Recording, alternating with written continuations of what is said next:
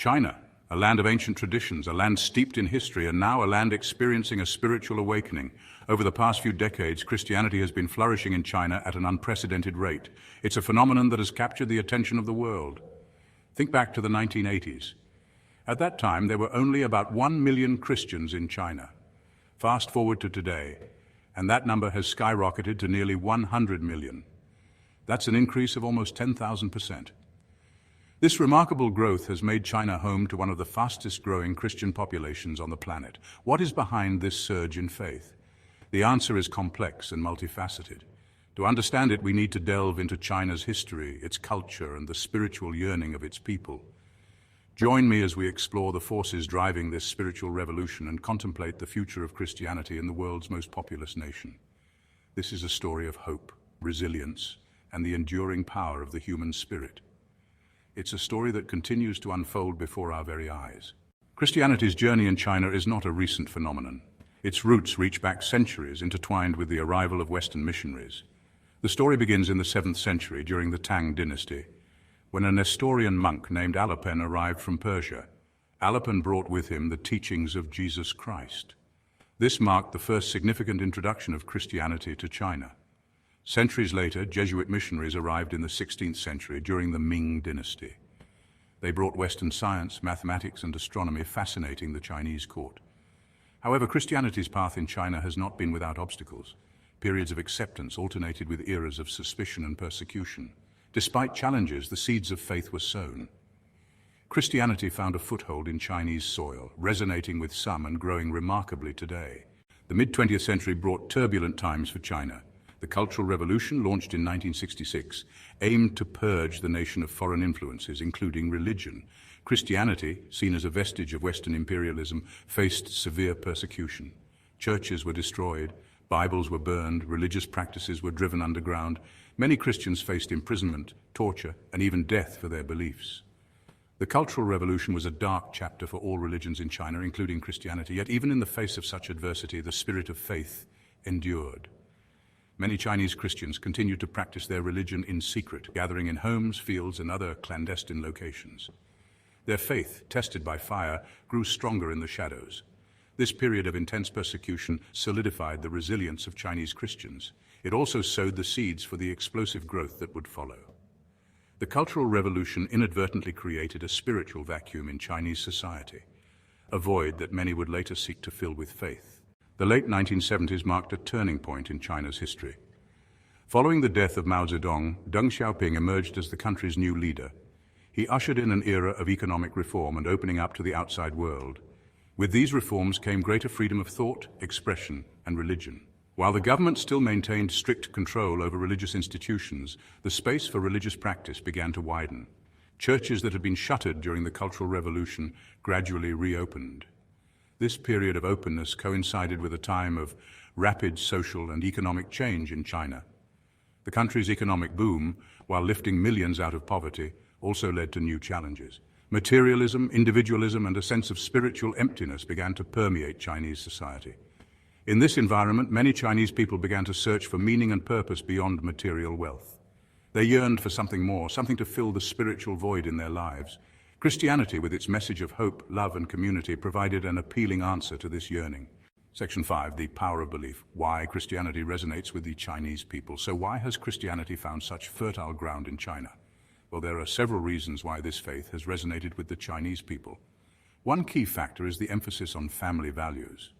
Christianity's focus on family, community, and love for one another aligns with traditional Confucian values that are deeply ingrained in Chinese culture.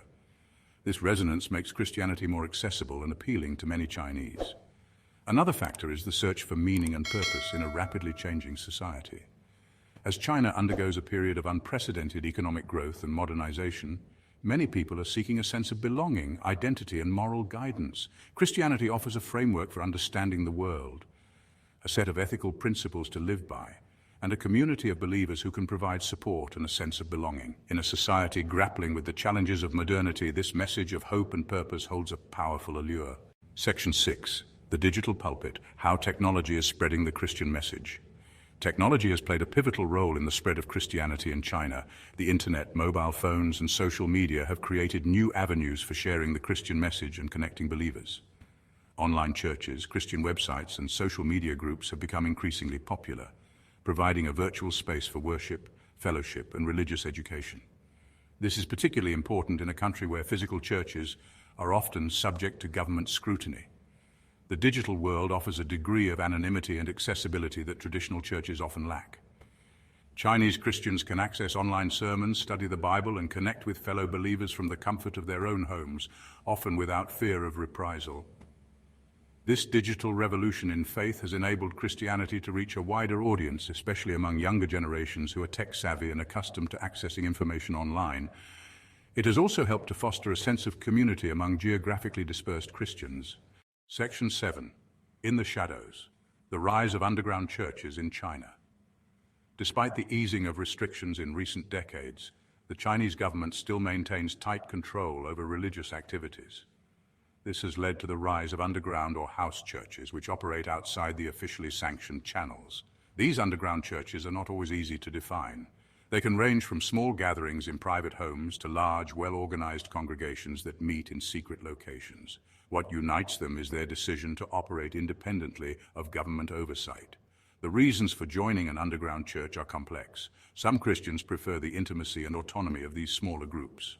Others are drawn to the more charismatic preaching styles often found in these churches. Still, others are motivated by a desire to avoid government interference in their religious practices.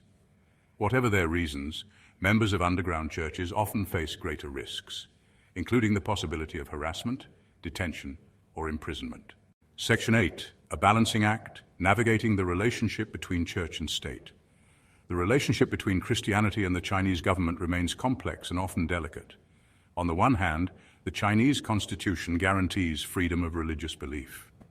On the other hand, the government maintains strict control over religious institutions and activities.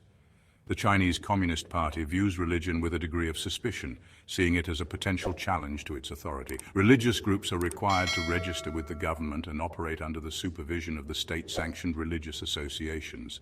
This tension between religious freedom and government control has led to ongoing challenges for Christians in China. Churches have been closed down, religious leaders have been detained, and restrictions on religious activities have been tightened in some areas. The Chinese government argues that these measures are necessary to maintain social stability and prevent extremism. However, critics argue that they violate the fundamental human right to freedom of religion or belief. Section 9.